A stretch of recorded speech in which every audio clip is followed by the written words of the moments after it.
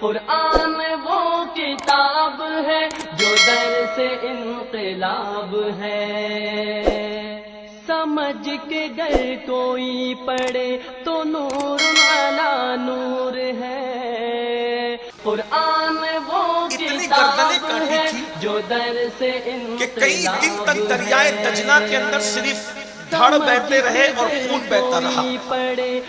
इतना कत्ले आम हुआ बगदाद की सरजमीन पर मुसलमानों का कि कई दिन तक दरियाए दजला में जो धड़ और खून बह रहे थे तो दजला का पानी सुर्ख हो गया था।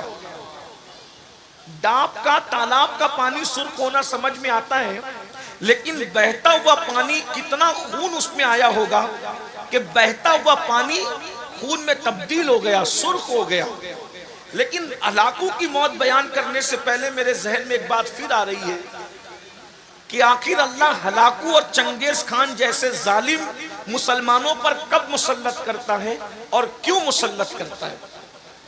ये बात याद रखना, मुसलमानों पर अल्लाह जालिम कभी मुसल्लत नहीं करता क्योंकि वह अपने बंदों से 70 माहों से ज्यादा प्यार करता है। जब मुसलमान बिगड़ते हैं, जब मुसलमान आवारा गर्दी करते हैं जी, जब मुसलमान पाप करते हैं, जब मुसलमान अल्लाह की नाफरमानी करते हैं, जब मुसलमान मस्जिदों को वीरान करते हैं। सरकार गौसे पाक ने जब पर्दा फरमाया, गौसे पाक के पर्दा फरमाने के बाद मुसलमान बिगड़े। बगदाद के मुसलमान खास तौर पे बिगड़े। बहुत दौलत दी अल्लाह ने, बहुत माल दिया अल्लाह ने, बहुत कुव्वत दी अल्लाह ने, बड़ी हुकूमत दी अल्लाह ने, तो मुसलमान कैसे बिगड़े। अल्लाह को छोड़ा, उसके रसूल को छोड़ा, कुरान को छोड़ा, दीन को छोड़ा। एक एक मुसलमान इतना पापी हो गया था कि 300-300 लड़कियां उसके घर में गाना गाने वाली थी और 800 लड़कियां उसे शराब पिलाने वाली थी। मुसलमान सोते थे तो सराने शराब के मटके रख करके सोते थे, अय्याशियां करते थे, आवारगी करते थे। अच्छी तरह याद रखना मुसलमानों, जब तुम अल्लाह के साथ बगावत करते हो तो अल्लाह की तलवार उठती है। और अल्लाह की तलवार कैसे उठती है, अल्लाह तुम पर जालिम मुसल्लत करता है।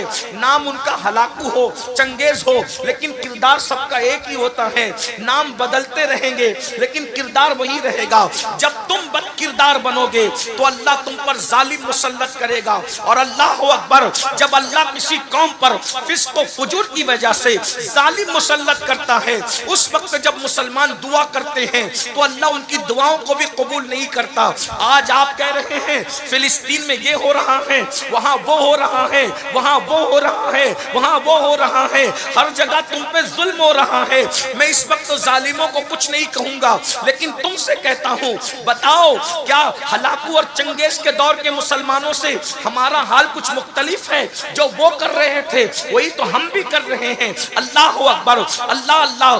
पूरी पूरी जिंदगी आज का मुसलमान मस्जिद का जीना फजर में नहीं देख पाता, मस्जिद का दरवाजा नहीं देख पाता। बोलो कितने मुसलमान फजर पढ़ते हैं। अल्लाह अकबर, जलसों में हजारों हैं और फजर की नमाज में उंगलियों पर गिन सकते हो। ये कैफियत है मुसलमानों की। याद रखना, खाते अल्लाह का हो, रोजी अल्लाह देता है, रिस्क अल्लाह देता है। अल्लाह के साथ बगावत करते हो, वो कुव्वत वाला है, कुव्वत वाला। जब उसके गजब को कोई चैलेंज करता है तो फिर वो तुम पर जालिम, ऐसे जालिम और अल्लाह अकबर ऐसे बेमुरब्बत और सख्त दिल जालिम को मुसल्लत करता है कि फिर वो तुम पर रहम नहीं करते। लोग रहम की भीख मांगते हैं मगर वो रहम नहीं करते क्योंकि अल्लाह जालिमों को मुसल्लत करता है। अल्लाह अकबर। मुझे बताओ, नमाज पर जुल्म करने वालों, तुम पर जुल्म नहीं होगा। कुरान पर जुल्म करने वालों, तुम पर जुल्म नहीं होगा। दीन पर जुल्म करने वालों, तुम पर जुल्म नहीं होगा। अल्लाह अकबर। इमाम हुसैन से मोहब्बत की बात करते हो। मौला हुसैन ने करबला में दीन के लिए पूरा घराना लुटाया। क्या कहते हैं घराने को? अरे घराना किसे कहते हैं? जवान बेटा लुटाया दीन के लिए, 6 महीने का मासूम लुटाया दीन के लिए। उनकी बेटियां, बहुएं, बीबी, अल्लाह अकबर, बहनें, उनके दुपट्टे लूटे गए सिर्फ इसलिए कि उनके दुपट्टे लूटेंगे तुम्हारा दीन बच जाएगा, हमारा दीन बच जाएगा। हमने कोई परवाह की? हमने तो खूने हुसैन को शरबत और खिचड़े पे तौलने की कोशिश की। याद रखना, अगर एक छोटा सा घरौंदा कोई बच्चा बनाए और उसका बाप उस घरौंदे को तोड़ दे, तो बच्चा भी अपने बाप से नाराज हो जाता है, मेरा बनाया हुआ घरौंदा क्यों तोड़ा, क्योंकि मैंने बहुत मेहनत से मिट्टी लाई थी। बच्चे के बनाए हुए घरौंदे को बाप लात मार के तोड़ दे, तो बच्चा भी बाप से नाराज होता है कि आपने मेरी मेहनत को तोड़ दिया।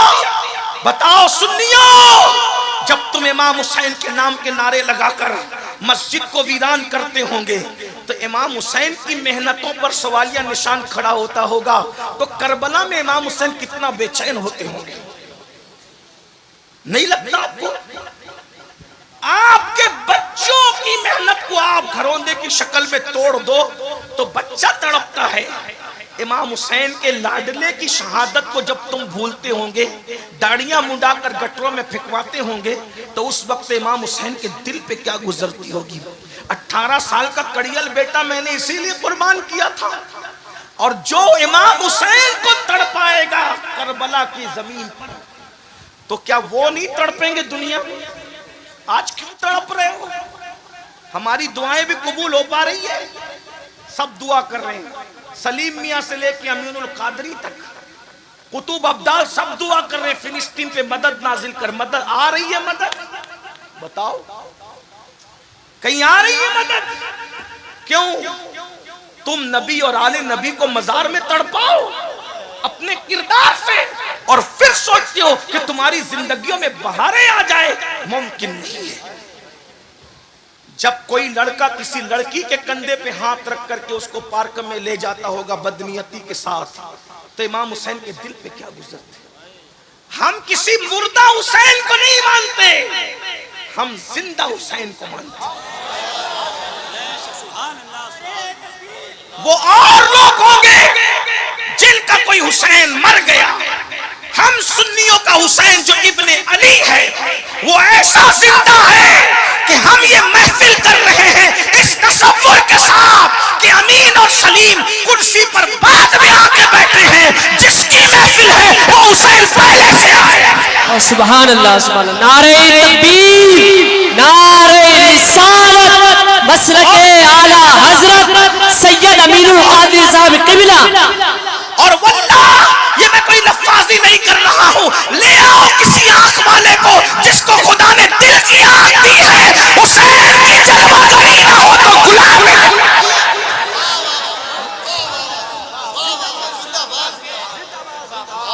अरे जब उनके बेटों के बेटों के बेटों का बेटा एक वक्त में 70 मुरीदों के घर जा सकता है, तो फिर इमाम हुसैन इस जैसी कितनी महफिलों में। अरे तुमने इमाम हुसैन को समझा क्या है? हुसैन उस हस्ती का नाम है जो जब चाहे जहां चाहे अल्लाह के इज्जत से रूहानी तौर पर तशरीफ ले जा सकते हैं। आप इमाम हुसैन की ताकत को समझते क्या हो? फिर कोई कहेगा कि अमीनुल कादरी अगर इतने ताकतवर थे फिर शहीद क्यों हुए? मैंने कहा यही तो बात है, ताकत दिखाने नहीं गए थे बल्कि कुर्बानी देने गए थे। जब कुर्बानी देने जाना होता है ताकत नहीं दिखाई जाती, फिर सर रख दिया जाता है। फिर सर रख दिया जाता है इसलिए कि अगर ताकत दिखाएंगे तो शहादत का मर्तबा कैसे मिलेगा? और वो तो पाले ही गए थे शहादत के लिए। अब फर्क क्या है सुन ले, एक सैयद वो है जिसे इमाम हुसैन कहते हैं, वो कुर्बानी देने गए थे, और एक सैयद वो है जो ताकत दिखाने आया था। दोनों में फर्क देखो। ताकत दिखाने वाला सैयद पूरे अनार सागर को कटोरे में समेट कर बताता है, देख मेरी ताकत कितनी है। और इस्तिकामत दिखाने वाला सैयद पूरा घर लुटा करके कहता है कि देख मेरी कुर्बानियों के जज्बात।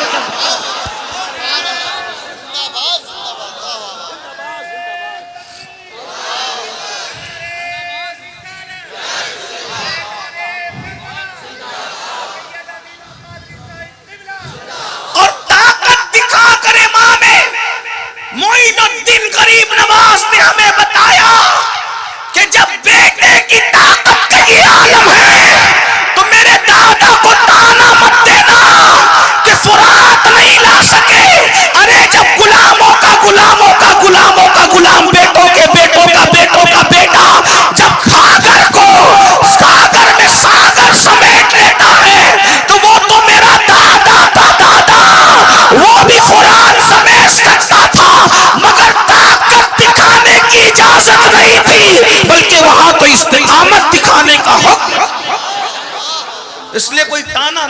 करे, बल्कि इमाम हुसैन का काम भी नहीं था। वो तो मौला अली असगर भी अगर चाहते ना, वो तो मौला अली असगर भी अगर चाहते ना, मौला अली असगर करबला में मुट्ठियां खोलते थे, बंद करते थे, खोलते थे, बंद करते थे। कोई नहीं समझ सका ये मुट्ठियां खुलती बंद क्यों होती है, कोई नहीं समझ सका। इमाम हुसैन समझे, क्योंकि बेटे को बाप के सिवा कोई नहीं समझ सकता, और बेटा बाप से ज्यादा किसी को नहीं समझता, है ना। तुम लोग मोबाइल हाथ में रखते हो तो तुम्हारे बच्चों को भी मोबाइल चाहिए, हैं? 6 महीने का बच्चा भी तुम्हारा मोबाइल मांगता है। बोलो मांगता है क्योंकि बाप के हाथ में मोबाइल देखता है तो वो भी मोबाइल मांगता है। बाप को गेम खेलते देखता है तो वो भी नहीं आता, फिर भी कोशिश करता है कि गेम खेलूं। क्यों? 6 महीने का तुम्हारा बच्चा बाप को गेम खेलते देखे तो वो भी उधर जाता है, बाप के हाथ में मोबाइल देखे तो वो भी उधर जाता है, बाप को नाचते हुए देखता है तो वो भी उधर जाता है, बाप को सीरियल देखते हुए देखता है वो भी उधर जाता है। लेकिन मेरे हुसैन का लाडला 6 महीने का बाप के हाथ में तलवार देखता है तो कहता है मुझे भी चाहिए, मुझे भी चाहिए। जो बाप के हाथ में देखा वो बच्चा मांगता है। बस फर्क इतना है, तुम्हारे बच्चे गेम के लिए मोबाइल मांग रहे हैं, उनका बेटा दीन के लिए तलवार मांग रहा है। मैं तो यही कहता हूँ, लोग कहते हैं हमें अली समझ में नहीं आता। मैंने कहा समझने की कोशिश भी मत करना।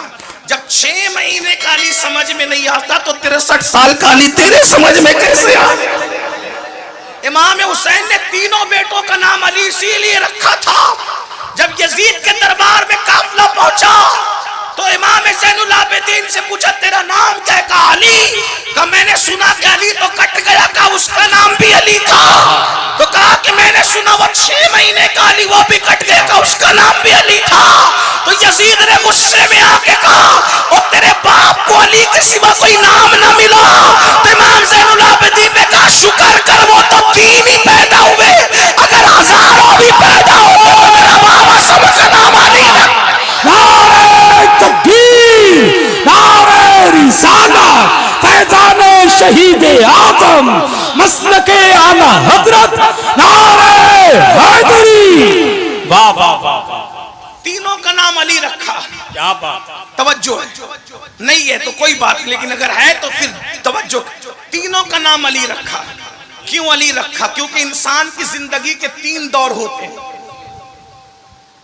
इंसान की जिंदगी के 3 दौर होते हैं, जवानी, बचपना और ढलती जिंदगी। बुढ़ापा नहीं कहता, इसलिए कि जिसको बयान कर रहे हैं वो कभी बूढ़ा नहीं हुआ, रसूलुल्लाह ने उसको जवान। ला फता इल्ला अली, ला फता इल्ला अली, ला सैफ इल्ला जुल्फिकार। अली जैसा कोई जवान नहीं है और जुल्फिकार जैसी कोई तलवार नहीं। वाह वाह वाह वाह, जिंदाबाद। जिसको नबी ने जवान कहा हो हम उसको कभी बूढ़ा कहने की हिम्मत नहीं, क्योंकि नबी ने कह दिया कि हम जानते नबी जिसे जो कहते, मौजज़ा मेरे नबी का कह दिया तो हो गया, आपने कतरे को दरिया कह दिया तो हो गया। जिसको जो कहते वो हो जाता है। तो मौला अली को जवान कहा है, इसलिए हम बूढ़ा कहने की हिम्मत नहीं करते। अली तो बूढ़े कहाँ हुए, उनके गुलामों को भी बुढ़ापा नहीं आता। हाँ, बल्कि अली वालों को शबाब 40 साल के बाद आता है। हाँ, कोई अली वाला होकर देखे। इसीलिए हम कहते हैं कि अल्हम्दुलिल्लाह हम सुन्नी मौलाई हैं और हम ही मौलाई हैं। इस पर सुभान अल्लाह बनती है, जुमला बड़ा कहा है सुभान अल्लाह। हाँ, नहीं समझे आप? हम सुन्नी मौलाई हैं और हम ही मौलाई हैं। सुभान अल्लाह। इसलिए कि मौलाई वही होता है जिसका कोई मौला होता है, और अली हमारे मौला है, इसलिए हम मौलाई हैं। लेकिन अल्हम्दुलिल्लाह हम वो मौलाई हैं जो अली को भी मानते हैं और अली की भी मानते हैं। अली को मानते हैं तो अली ने जिनके पीछे नमाज पढ़ी है उस सिद्दीक को भी मानते हैं, उस फारूक को भी मानते हैं, उस उस्मान को भी मानते हैं, अली को भी मानते हैं और नबी के हर सहाबी को मानते हैं। नारे तकबीर, नारे रिसालत, फैज़ाने सिद्दीक़ अकबर, फैज़ाने फारूक आज़म, फैज़ाने उस्मान गनी, नारे हैदरी। वाह वाह। अब कोई अपने आप को मौलाई कह के अगर सिद्दीक अकबर को गाली देता है तो समझ जाना कि वो चिटिंग तो कर रहा है लेकिन वो मौलाई नहीं है। हाँ, अपने हम फख्र से कहो हम मौलाई है, हमारा मौला अली है और हम मौलाई है। लेकिन कौन से? जो हर सहाबी की इज्जत करते हैं, हर सहाबी की ताजीम करते हैं, हर सहाबी का इकराम करते हैं। क्यों ना करें, क्योंकि हमारे मौला ने हमें तालीम ये दी है। हमारे मौला की तालीम यही है। तो बात दूर निकल रही है। आज क्या कर रहा था? 3 दौर होते और मौला हुसैन के 3 बेटे, अली अकबर, अली औसत, अली असगर। ठीक, अब लोग कहेंगे कि हुसैन अली तो दुनिया से चले गए, हमने अली को देखा नहीं। तो मेरे मौला ने, मौला हुसैन ने तीनों शहजादे करबला में लाए और ला करके बताया ये मेरा अली असगर है। यानी अगर अली का बचपना देखना है तो मेरे अली असगर को देखकर अंदाजा कर लो। जब अली का पोता असगर ऐसा, अली असगर ऐसा है, जब अली का असगर ऐसा है तो खुद मौला अली कैसे होंगे? जी क्या बात। ठीक, फिर कहा हमने खैबर नहीं देखा, अली की शुजाअत नहीं देखी, तो मैदान में अली अकबर को भेजा और कहा जाओ शुजाअत दिखाओ अपनी और बता दो जब अली के पोते की शुजाअत ऐसी है तो जो असली अली है उसकी शुजाअत। वाह वाह वाह वाह वाह, जिंदाबाद जिंदाबाद, सुभान अल्लाह सुभान अल्लाह। कहा हमने अली का सब्र नहीं देखा, तो ज़ैनुल आबिदीन को जिंदान भिजवाया, हथकड़ियां लगवाई, पैरों में बेड़ियां डलवाई। कहा शुजाअत अली देखना है तो अली अकबर को देख, अली का बचपन देखना है अली असगर को देख, और अली का सब्र देखना है तो अली औसत साहिब सज्जाद को देख। वाह वाह वाह वाह, सुभान अल्लाह। मुझे अंदाजा हो जाएगा। बात दूर निकल गई। क्या अर्ज कर रहा था? अल्लाह अकबर। जिस वक्त कौम अय्याश और आवारा हो जाती है तब अल्लाह उन पर जालिम मुसल्लत करता है। आज हम आवारा हैं, माफ कीजिएगा मैं और आप सब। मैं अपने आप को अलग करके तकरीर नहीं करता क्योंकि मैं ये समझता हूं कि आपसे ज्यादा गुनहगार मैं हूं। कोई तकवा परहेजगारी की बात नहीं करते, लेकिन बात सुन लें, बहुत अच्छे से सुन रहे हो, तवज्जो कर। आज आवारा हैं, गाने सुन रहे हैं, फिल्में देख रहे हैं, औरतों पे पाप की नजरें डाली जा रही है, सूद के धंधे कर रहे हो, हराम कारोबार कर रहे हो, हराम खा रहे हो, हराम पी रहे हो, हराम देख रहे हो, हाथ हराम, पैर हराम में मुब्तला, आंखें हराम में मुब्तला, दिमाग हराम में मुब्तला, हराम हराम हराम। अब बताओ इससे इमाम हुसैन कितने तड़पते होंगे, बेचैन होते होंगे। उनकी कुर्बानियों के सवालिया निशान आपने। जिस दिन मुसलमान करबला वालों का वफादार होगा, किसी माँ ने किसी को दूध नहीं पिलाया कि तुम पे जुल्म कर सके। जी हक है। जब हलाकू और चंगेज खान को अल्लाह ने मुसल्लत किया, अल्लाह ने मुसल्लत किया। किन पर? 300 लड़कियां गाना गाने के लिए रखते थे, 800 लड़कियां शराब पिला। आज कितने मुसलमान हैं जो शराब नहीं पी रहे? एमडी, हेरोइन, ड्रग, भंग, शराब। और जो बड़े शरीफ मुसलमान हैं वो खांसियों की दवाएं, कोरेक्स वगैरह, मेडिकल से लेकर के 3-4 बोतलें पी के नशा करता है। कोई कुछ सुन कर करता है, कोई पी के कर। नशा किसी से भी करो, नशा नशा है। बहुत परहेजगार अपने आप को लोगों के दरमियान साबित करके निजात नहीं पा सकते। अल्लाह सबको जानता है बेशक। बल्कि आजकल तो हुक्का, नौजवानों में जो हुक्का चला है, नौजवानों के हुक्के की बात करें, फ्लेवर वाला हुक्का, उस हुक्के को बहाना बनाकर उसमें नशे की चीजें डाल करके नौजवान लड़के नशा कर रहे हैं। ये बुजुर्गों का जो हुक्का है, मैं उस पर कोई बात नहीं कर रहा हूं, नौजवान छोकरों की बात कर रहा हूं। हुक्के में नशे की चीजें डाल के नशा करते हैं और ये नशा तुम्हें बर्बाद कर रहा है। लड़कियां तक हुक्का पी रही हैं। हैरत की बात है। एक दौर वो था कि मुसलमानों की बेटियां चाय पीने के लिए डरती थी। हालांकि चाय कोई हराम नहीं है, हमारी बेटियां चाय पीने में शर्माती थी, हमारी बेटियां किसी के सामने खाना खाने में शर्माती थी।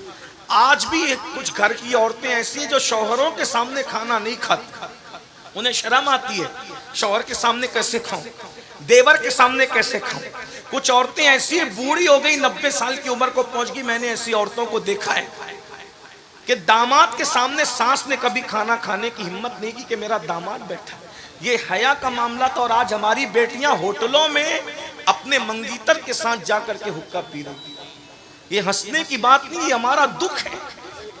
क्या नाम लेंगे लोग मुसलमानों की वो बेटियां जो कभी कौम की आबरू समझी जाती थी, आज उनका ये हाल हो गया। जिस कौम के अंदर सैयदा फातिमा का किरदार ये है कि उनके सर के दुपट्टे को कभी चांद और सूरज ने नहीं देखा, आज हमारी बेटियां मंगीतरों के साथ घूमे, बाप के कान पे जू ना रेंगे, माँ की हया को कभी गैरत ना आए।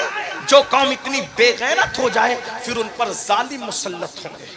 और ऐसे जालिम आका फरमाते, जब तुम्हारी अय्याशियों पे अल्लाह जालिम मुसल्लत करेगा तो तुम्हारे नेकों की दुआ भी अल्लाह कबूल नहीं करेगा। तुम दुआएं करोगे भी तुम्हारी दुआएं सुनी नहीं जाएगी, क्योंकि जालिमों को अल्लाह ने तुम पे मुसल्लत किया है। हलाकू और चंगेज खान ने लाखों लोगों को कत्ल किया, कत्ले आम हुआ। क्यों? मस्जिद छोड़ चुके, उलमा का मजाक उड़ा रहे थे। और उस दौर के बाज नाम निहाद उलमा पब्लिक को उलझा रहे थे। क्या काला कलर अफजल है कि सफेद कलर अफजल, इस पे मुनाजरे हो रहे थे, लायानी बातों पे मुनाजरे हो रहे थे। कौम को अल्लाह की तरफ बुलाने की बजाय लायानी बातों में उलझा रहे थे। उस दौर के दुनिया परस्त मौलवी, अल्लाह ने उन पर भी जालिम मुसल्लत किए, वो भी कटे। कटने और तबाह होने वाली कौम का मिजाज वही होता है जो आप कर रहे हो। मुर्गे लड़ाए जाते थे, मुर्गे लड़ाए जाते थे, बैल लड़ाए जाते थे, ये सारी लड़ाइयां देखी जाती। ये सब कुछ कर रहे हो, फिर कहते हो मौलाना हम क्यों कट रहे हैं?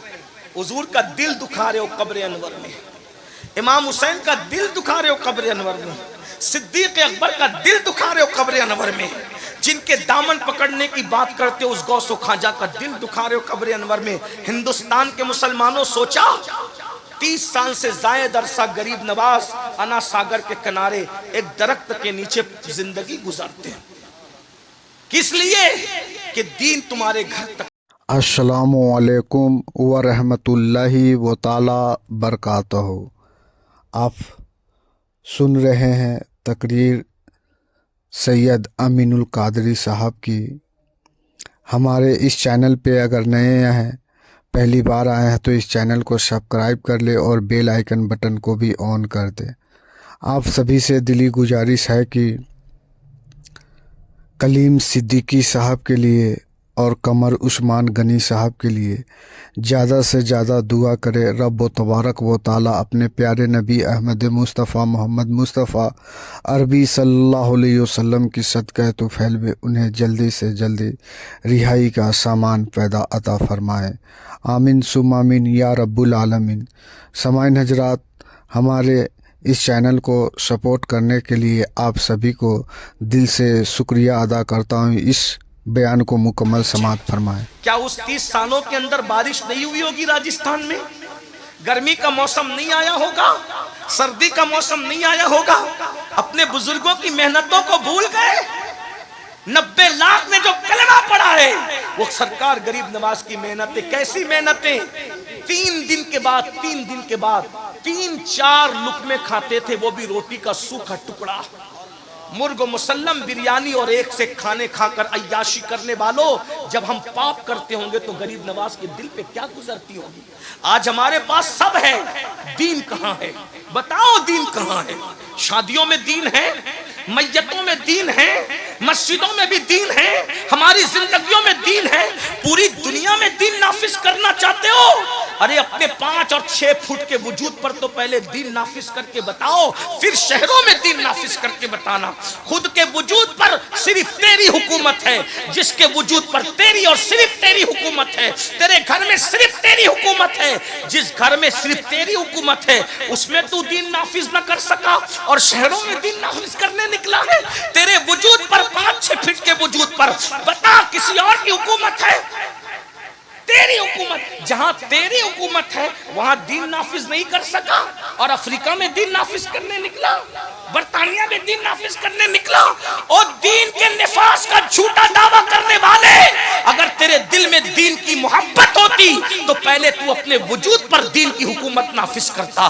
तू फजर की वक्त में सोता नहीं पड़ा रहता मेरा भाई, तू उठकर मस्जिद जाता ताकि तुझे एहसास होता कि मेरे वजूद पर दीन की हुकूमत होनी चाहिए। चेहरे से दाढ़ी मुंडाकर तू गटरों में नहीं फिकवाता, बल्कि तू सोचता कि मेरे वजूद पर दीन की हुकूमत होनी चाहिए। तू सोने की अंगूठियां नहीं पहनता, सोने की चैन पहन के इतराता नहीं फिरता, बल्कि तू सोना उतार कर औरतों को पहना करके बताता कि मेरे वजूद पर, आज हमारे वजूद पर दीन की हुकूमत नहीं। हसद हम करें, बुग़्ज़ हम करें, तकब्बुर हम करें, नमाजें हम छोड़ें, कुछ दीन याद है, धर्म याद है, मजहब व मसलक याद है, कुछ नहीं।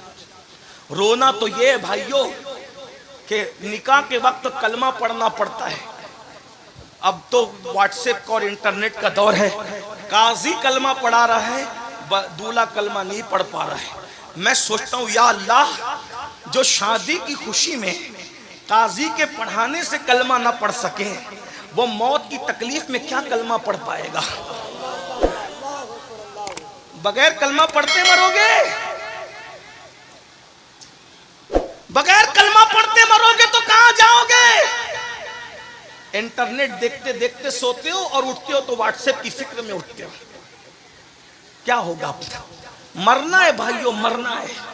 ये जलसे लतीफे के लिए नहीं है, ये जलसे पब्लिक दिखाने के लिए नहीं है, ये जलसे हंसाने के लिए नहीं है, ये जलसे स्टेज पर झगड़ा करने के लिए नहीं है, ये जलसे तो मकसद याद दिलाने के लिए है। दुनिया में क्यों आए थे याद करो, मरोगे, मरना है।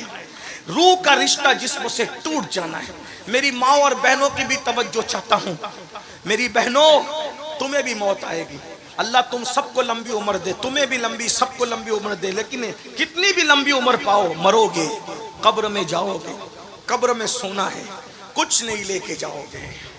करोड़ों जमा लो, अरबों जमा लो, खरबों सब छोड़ के जाओ, सब यहीं रह जाएगा। दिल्ली तक माल कमाने के लिए जाने वालों, यही रह जाएगा माल। कलकत्ता और सऊदी तक माल कमाने के लिए जाने वालों, जाओ माल कमाओ, हम मना नहीं करते, लेकिन यही रह जाएगा। मैं एक जुमला कहना चाहता हूं, तवज्जो है आपकी, बहुत अच्छे से सुन रहे, तवज्जो से सुन रहे बहुत, लेकिन एक जुमला सुन लो, सुन ले। जो माल कमाने दिल्ली, कलकत्ता, मुंबई, दुबई और सऊदी तक गए थे, वो माल यहीं छोड़ के जाओगे। लेकिन जिस नेकी को कमाने के लिए बिस्तर छोड़ के मस्जिद तक नहीं जाते ना, वो तौबा करने लगे तो फिर हालात बदलने लगे। चंगेज मर गया, हलाकू बचा था उसका पोता, चंगेज खान का पोता है हलाकू खान। ये कैसे मारता था मुसलमानों को पता है? कतार में खड़ा करता था। तवज्जो करना, हलाकू कैसे मरा सुन लो। कतार में खड़ा करता था और कतार में खड़े करके घोड़ा दौड़ाते हुए आता था, एक तलवार के वार में सबकी गर्दन उड़ा दी। अब वो सब कलमा पढ़ने वाले थे, अपनी अपनी सजा भुगत रहे थे। एक दिन एक शहर में पहुंचा और पहुंच करके सब मुसलमानों को, जवानों को खड़ा किया। उसमें एक बूढ़ा बाबा भी था, एक बूढ़ा बाबा भी था। तो जैसी पहली सफ में उसको खड़ा किया, तो जैसी काटते काटते काटते काटते आया, तो जब उसकी बारी आई तो वो फौरन दूसरी सफ में चला गया, बच गया। हलाकू ने उसकी मजा लेनी चाहिए कि दूसरी सफ में तो खड़ा ही है, उसको कटे, कट नहीं है। दूसरी सफ में फिर गया तो वो तीसरी सफ में चला गया, उसकी बारी आई। चौथी सफ में चला गया, सारी सफें तो खत्म होनी थी, सारी सफें खत्म हो गई और वो पीछे हो गया। अब अकेला बचा वो बाबा, अकेला बचा। हलाकू के हाथ में सेब था, सेब। वो ऐसे सेब उछाल रहा था और लोगों को काट रहा था, उछाल रहा था, काट रहा था। अब उसने सोचा सब कट गए, सबकी गर्दनें मार दी गई, अकेला ये बाबा बचा, ये होशियार बुढ़ा है। तो उसने कहा अब तुझे कौन बचाएगा? तो उसने खामोश नजरों से आसमान की तरफ देखा। इसको कहते हैं खामोश बद्दुआ। ये बड़ी भयानक होती है। इसीलिए कुत्तों को भी मत मारा करो, बिल्लियों को भी मत मारा करो, मुर्गियों को भी मत मारा करो। बद्दुआ बड़ी खतरनाक चीज है और बद्दुआ किसी मजलूम की हो कबूल होती। मजलूम की बद्दुआ से अर्श भी हिल हिल जाता है। औरतों पर, बेटियों पे जुल्म करने वालों, बच्चों पे जुल्म करने वालों, पड़ोसियों पे जुल्म करने वालों, सोचो जब हलाकू ने कहा तुझे कौन बचाएगा, तो उसने खामोश नजर से आसमान की तरफ देखा, फिर नीचे किया, फिर देखा, फिर नीचे किया, फिर देखा, फिर नीचे किया।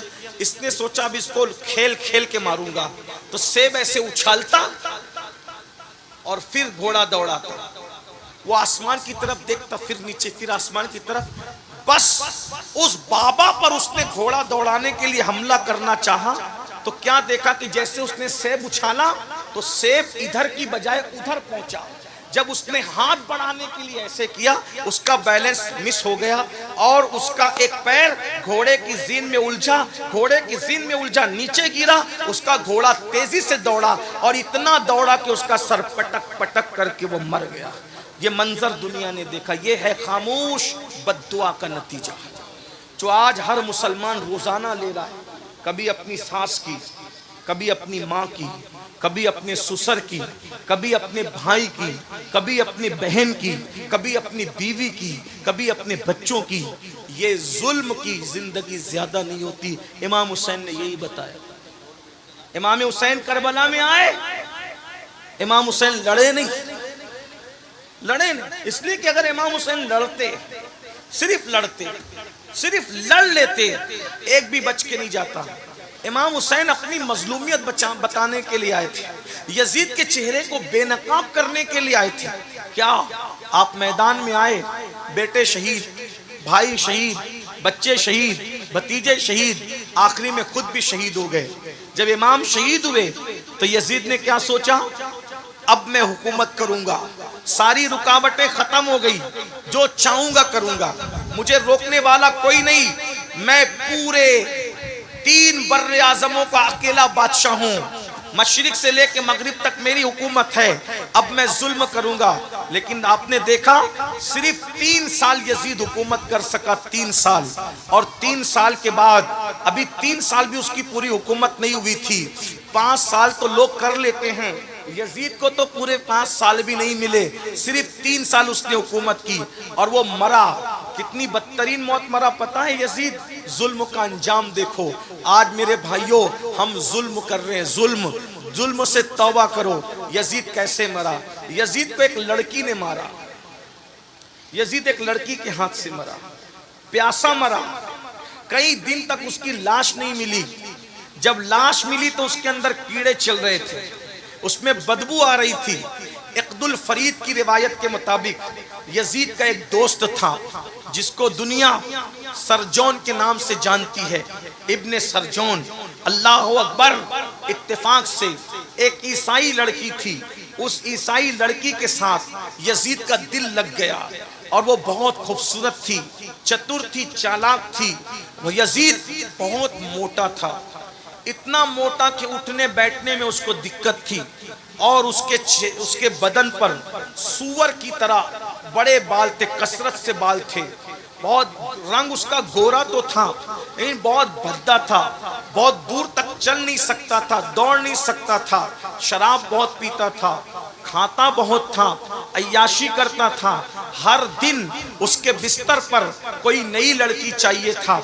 उसने एक ईसाई लड़की, खूबसूरत थी, दिल लगा लिया, लेकिन वो लड़की यजीद को नहीं चाहती थी। जाहिर सी बात है, इंसान अगर सेहतमंद हो तो खूबसूरत लगता है, ना बहुत बिल्कुल पतला दुबला अच्छा लगता है, ना बहुत भद्दा अच्छा लगता है ना? इंसान मियाना हो, दरमियान हो तो अच्छा लगता है। तो ऐसे ही था, बहुत मोटा हो गया था, उठने बैठने की ताकत और कुव्वत नहीं थी। वो लड़की उसको बहुत रिस्पॉन्स नहीं देती थी, लेकिन बादशाह था इसलिए उसका इनकार भी नहीं कर सकती थी। इब्ने सरजौन को वो बहुत चाहती थी और वो भी यहूदी था, दोनों का मामला बहुत मिलता जुलता था। वो ईसाई थी, वो यहूदी था। उसमें क्या हुआ, बल्कि कुछ लोगों ने उसको भी किताबों में ईसाई लिखा है।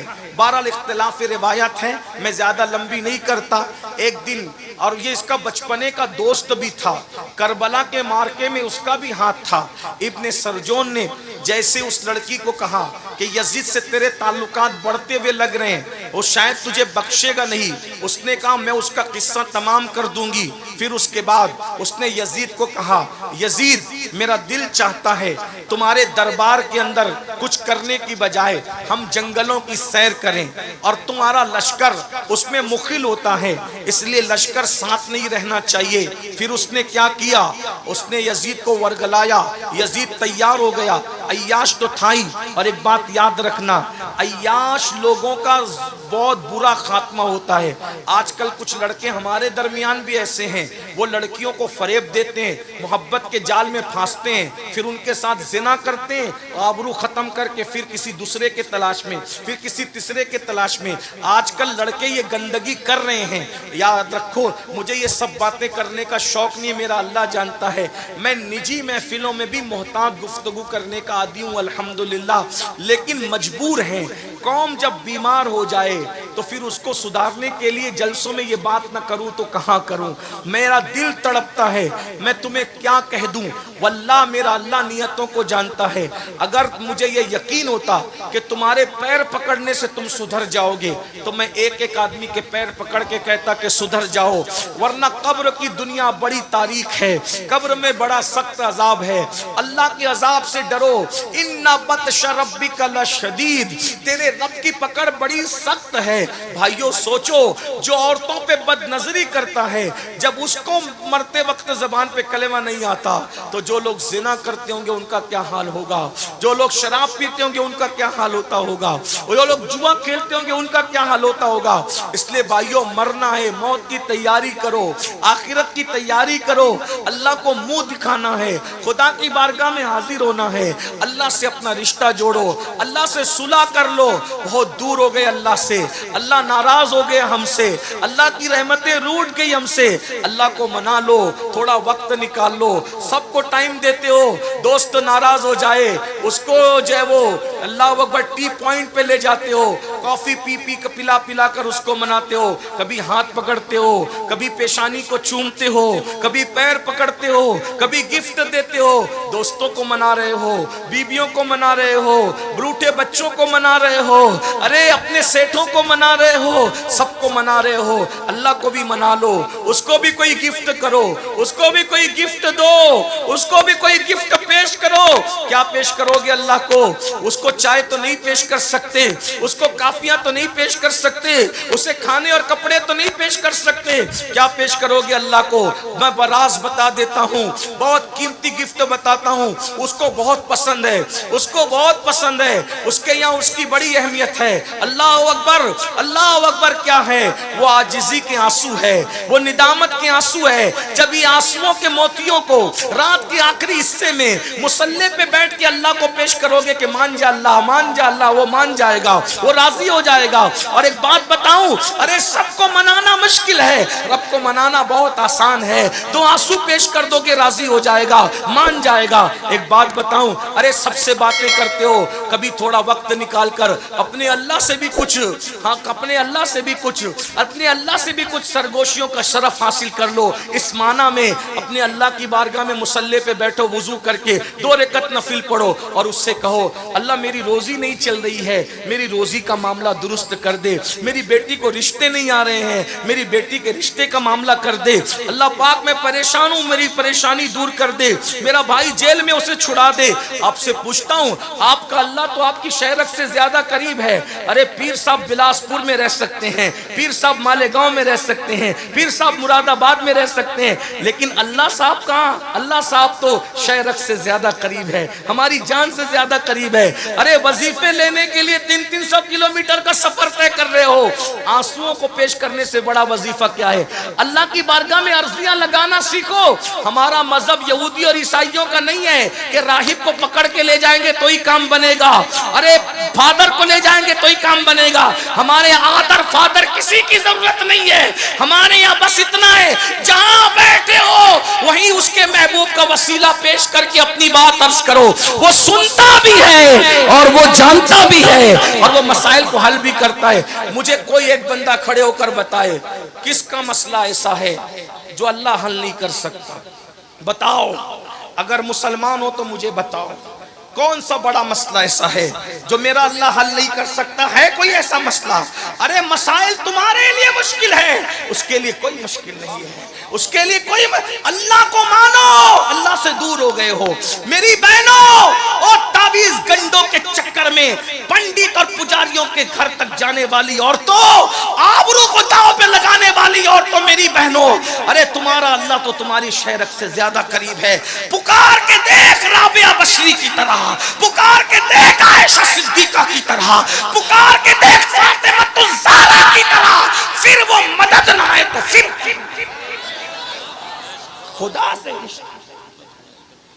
खुदा से रिश्ता तोड़ कर बैठे हो और हमारे पास आके कहते हो ये मसला ये हम क्या करेंगे। तुम्हारा मसला जितने अच्छे अंदाज में तुम गिड़गिड़ा के अल्लाह को पेश कर सकते हो, अमीनुल कादरी नहीं पेश कर सकता, क्योंकि जो कांटा तुम्हें चुभा है, जितना दर्द तुम्हें है उसका दर्द अमीनुल कादरी को नहीं है। मेरा सर का दर्द जितना मैं जानता हूं उतना तुम नहीं जानते। मोहब्बत अपनी जगह, ताल्लुक अपनी जगह, लेकिन मेरा दर्द मैं डॉक्टर को जितने अच्छे अंदाज से बता पाऊंगा मेरी बीवी नहीं बता पाएगी, मेरा बेटा भी नहीं बता पाएगा। अरे जब दुनिया के डॉक्टर के पास अपने दुख को बताने के लिए खुद जाते हो तो अल्लाह जो तबीब हकीकी है, अपने दुखों को बताने के लिए अल्लाह की बारगाह में आओ। अगर तुम्हारा मसला हल ना हो तो तुम्हारा जूता मेरा सर है। इतनी बड़ी बात कह जा रहा हूं क्योंकि मुझे अपने अल्लाह पे यकीन है। कोई मसला नहीं, गिड़गिड़ाओ। कब गिड़गिड़ाओ? जब सब सो चुके हो। नमाजी सो जाएं, हाजी सो जाएं, गाजी सो जाएं, इमाम साहब सो जाएं, सैयद साहब सब सो जाएं, तो तुम उठो, वुजू करो।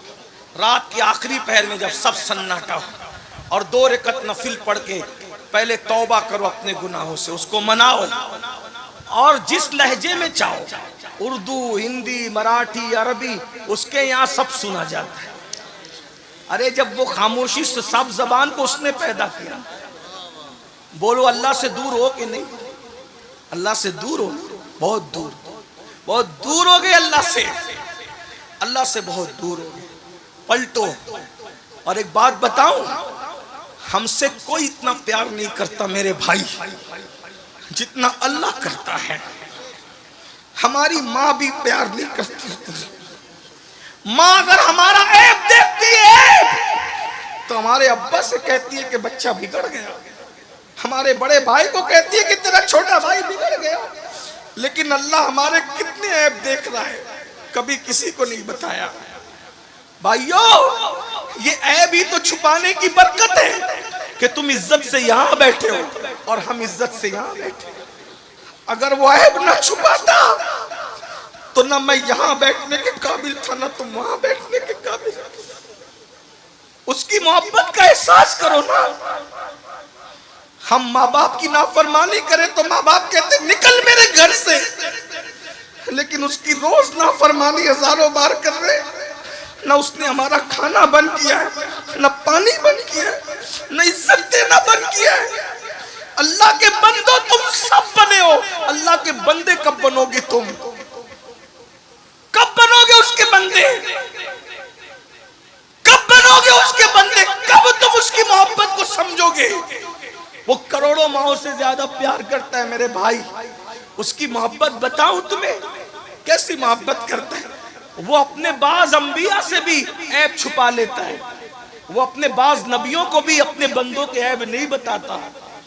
एक रिवायत मैंने पढ़ी, इमाम गजाली की लिखी हुई, उसको पेश कर रहा हूं, फिर मैं बात इख्तिताम को पहुंचाता हूं। एक बंदा था मेरी तरह मुजरिम पापी, गुनहगार। याद रखना, 5 वक्त की नमाज भी पढ़ के कभी अपने आप को नेक मत समझना। दाढ़ी रख के भी कभी नहीं। जो नेक अपने आप को समझे उससे बड़ा पापी कोई नहीं। इसका ख्याल करना। हमेशा अपने आप को पूरी मखलूक में सबसे ज्यादा गुनहगार समझा करो। ये आजिज़ी आपके पास। और हम तो ही गुनहगार। नेक लोगों को गुनहगार समझने का हुक्म है, हम तो ही गुनहगार।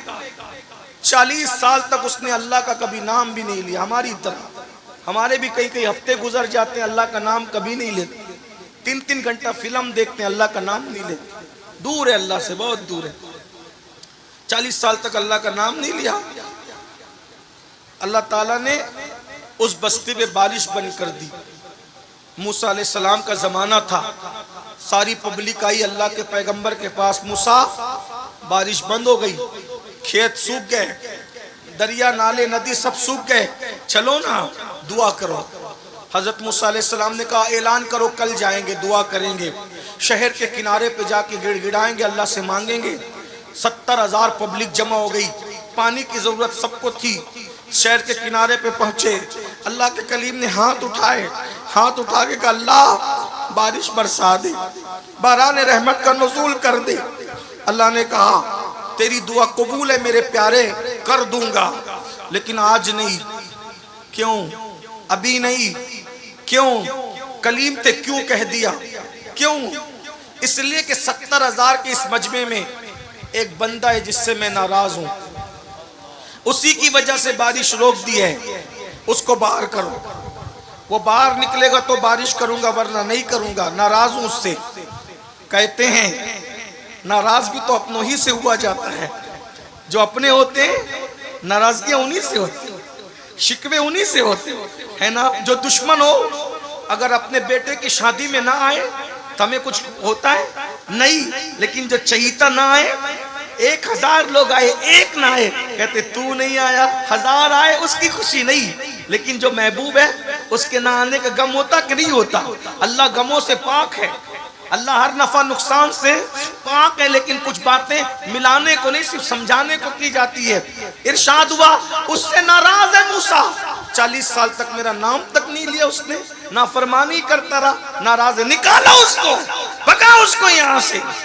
अल्लाह 70,000 का मजमा है, मैं नहीं पहचानता उसको, वो कौन पापी है। इरशाद हुआ तुम आवाज लगाओ, आवाज हम पहुंचा देंगे।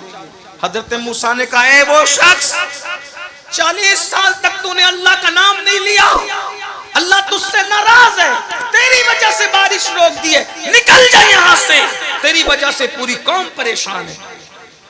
आदमी अपने आप को खुद जानता है। अगर मैं ये कहूं इतने बड़े मजमे में जो माँ से लड़के आया बाहर निकले, सब शांत तो बैठेंगे, जो लड़ा है उसको पता चलेगा कि मुझी से कहा जा रहा है। मुजरिम खुद अपने आप को जानता है। ऐसा ही कुछ लोग शराब पीते हैं, शराब पे तकरीर करो तो उनको लगता है मौलाना कान भर के तो नहीं लाए गए, नहीं, उन्वान था लेकिन लग गई जहां लगनी थी। ऐसे ही हुआ। इरशाद होता है 40 साल तक मेरे अल्लाह का नाम नहीं लिया, निकल जा बाहर, तेरी वजह से पूरी कौम परेशान है। वो होशियार था, मुसलमान था, गुनहगार था, गद्दार नहीं था, अल्लाह पर यकीन था। इधर उधर देखा, समझ गया अब मेरी शामत है। 70,000 का मजमा, नबी का ऐलान, खुदा का हुक्म, मेरी वजह से बारिश रुकी, निकलूंगा तो क्या करेंगे? मार डालेंगे। क्या किया? अल्लाह अल्लाह है। चादर उठाई, सर पे डाला, मुंह छुपाया और छुपा के कहता है मौला एहसास हो गया तू मुझसे प्यार कितना करता है।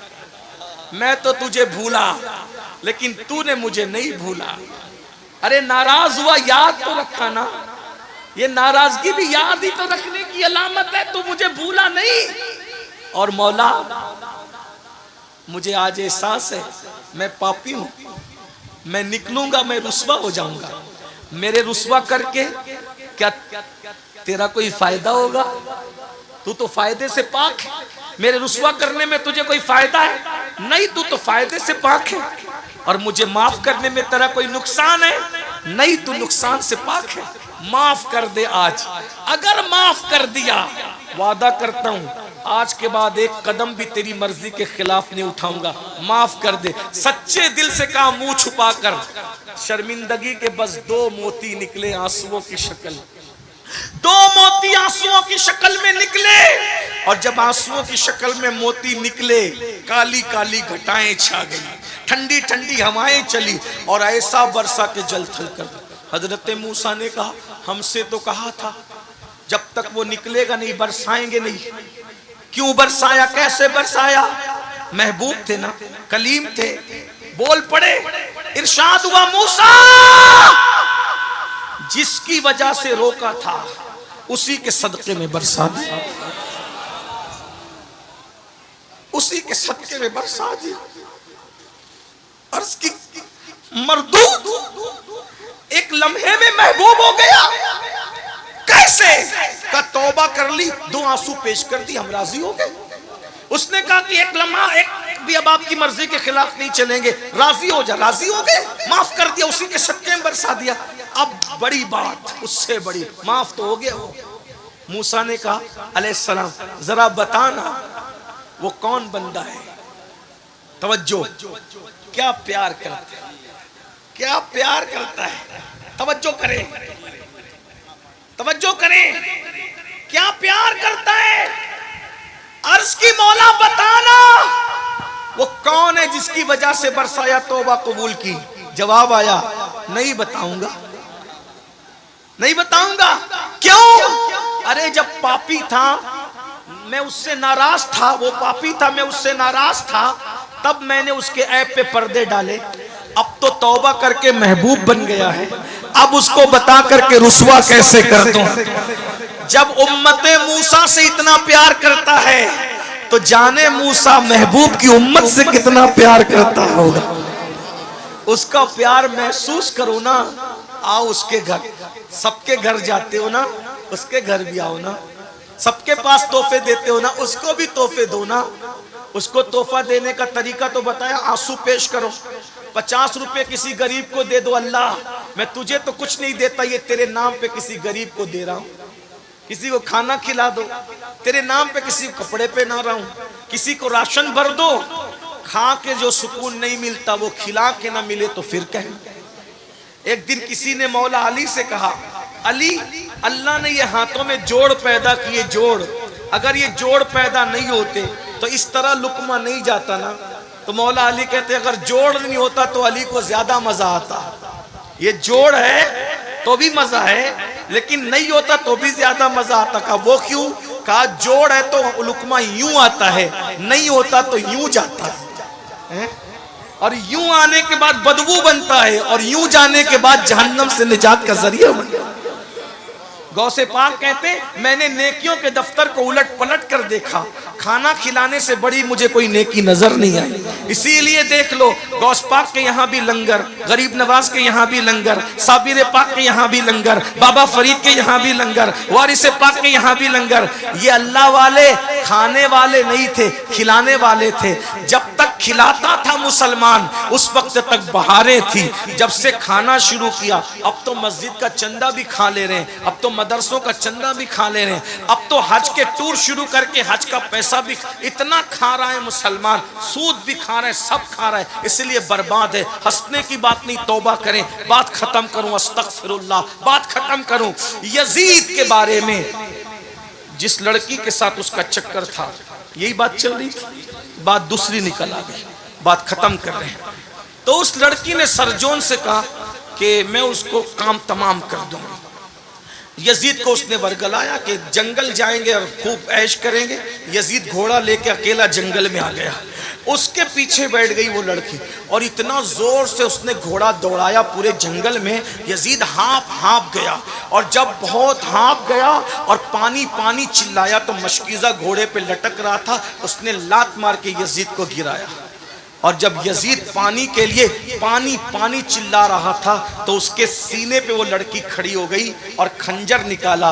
कहा तू मेरे साथ शादी करेगा बदबख्त, जो अपने नबी के नवासे का ना हुआ वो मेरा ईसाई का क्या वफादार हो सकता। शमाइन हजरात, आप सभी से दिली गुजारिश है कि कमर उस्मान गनी साहब के लिए और कलीम सिद्दीकी साहब के लिए ज़्यादा से ज़्यादा दुआ करें, जैसे हम लोगों ने मुफ्ती सलमान अजहरी साहब के लिए किया था। नामूसे रिसालत के लिए कमर उस्मान गनी साहब 2 साल से ज़्यादा से जेलों में बंद है, उनके लिए ज़्यादा से ज़्यादा दुआ करें। रब व तबारक व तआला उन्हें गैब